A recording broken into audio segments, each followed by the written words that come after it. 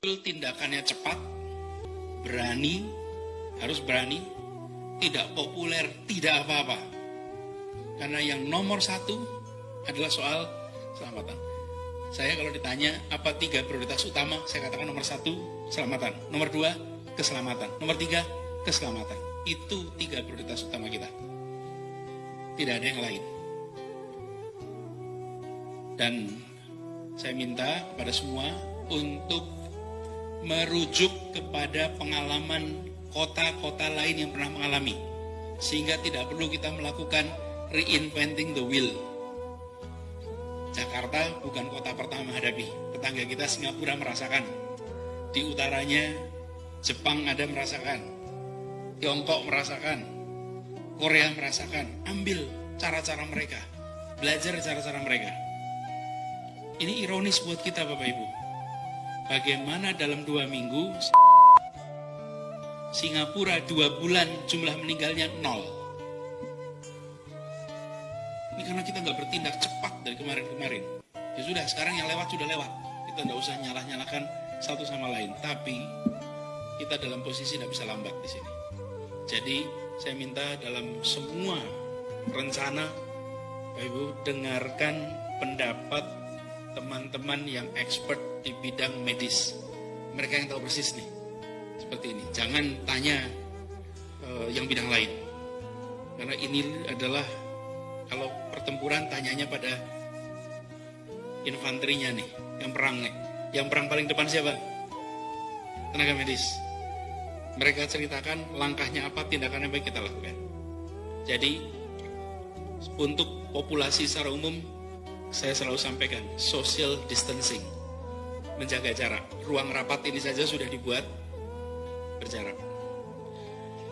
Lalu yang kedua, Pak, yang sangat mendasar sekali adalah menyadarkan tokoh-tokoh masyarakat bahwa semua kegiatan yang sifatnya mengumpulkan orang dihentikan.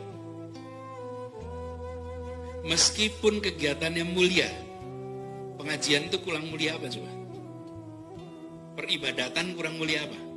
Tapi pada saat ini itu cut off, potong. Nah, Bapak sekalian, perlu ada kampanye masif. Tadi malam saya juga sampaikan pada Karotapun, keliling semuanya, seluruh. Dan yang penting kemarin sampaikan, bukan ada yang mengusulkan bagus, bukan penyelenggaranya yang penyelenggaranya saja yang meniadakan, tapi tokoh-tokoh masyarakatnya bilang saya tidak mau diundang, titik. Penceramahnya bilang saya tidak mau. Kenapa? Ya saya tidak setuju ada pengumpulan massa. Sehingga penyelenggara pun tidak merasa membatalkan yang diundang. Karena yang diundangnya bilang banyak langkah-langkah lain Bapak Ibu yang perlu Bapak Ibu kerjakan. Tapi intinya adalah responnya dengan perasaan kita berhadapan dengan situasi krisis. Saya akan nanti menyampaikan kepada publik Jakarta, bersiap-siap. Repotnya kendaraan tadi pagi itu bukan apa-apa dibanding potensi kerepotan kita hari-hari ke depan. Ancang-ancang sekarang. Ketika kita mendengar instruksi dari Bapak Presiden, bekerja di rumah, itu harus kita bayangkan penyiapan di lapangannya. Karena bekerja di rumah itu gampang kalau rumahnya ada 5 kamar, ada 3 kamar. Kalau rumahnya 1 kamar tapi ber-10, bekerja di rumah itu rumit. Kita akan merasakan itu nanti. Pangan, kebutuhan pangan harus kita siapkan. Jadi ini contoh, Bapak Ibu terjemahkan. Ada 3 urusan yang menurut saya penting untuk ditangani oleh tim tanggap. 1, kesehatan. Siapkan betul bagaimana kita bisa mendukung seluruh aparatur medis kita. Yang kedua adalah pasokan pangan. Bagaimana pasokan pangan itu bisa menjangkau rumah tangga, bukan pasokan pangan sampai ke pasar. Kalau kondisi normal, pasokan pangan sampai ke pasar induk. Kalau sekarang sampai ke rumah tangga. Saat isolasi, bagaimana pangan bisa sampai di setiap rumah yang diisolasi. Yang ketiga, pergerakan penduduk. Mobilitas penduduk. Bagaimana mobilitas penduduk diatur di kita. Siapa boleh bergerak kemana, siapa tidak boleh bergerak. Siapa tinggal, siapa tidak.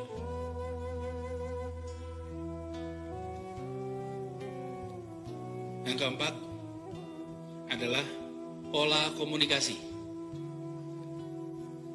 Interaksi antar aparatur negara, baik Pemprov dengan jajaran TNI, polisi, lalu Pemprov dengan masyarakat, dan antara masyarakat dengan masyarakat yang lain.